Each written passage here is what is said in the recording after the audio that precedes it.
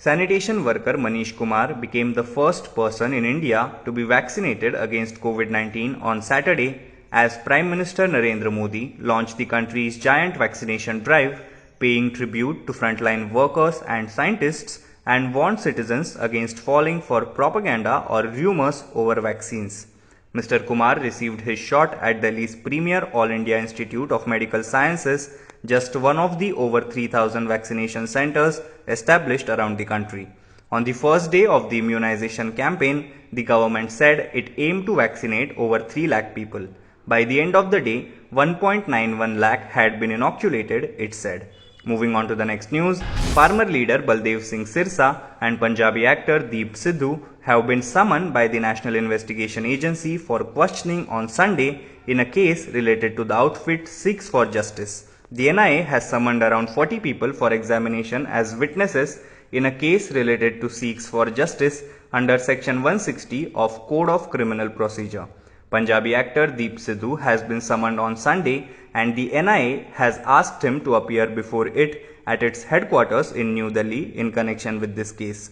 Moving on to the next news, Washington DC was locked down and US law enforcement officials geared up for pro-Trump marches in all 50 state capitals this weekend, erecting barriers and deploying thousands of National Guard troops to try to prevent the kind of violent attack that rattled the nation on January 6.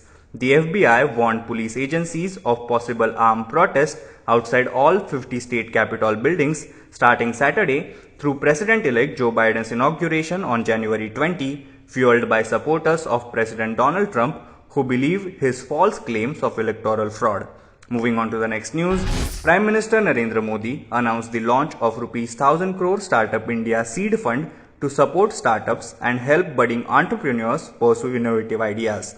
Addressing the Prarambh Startup India International Summit yesterday, PM Modi expressed confidence that the growth of startups will help in generating jobs and improving lives of people in the region.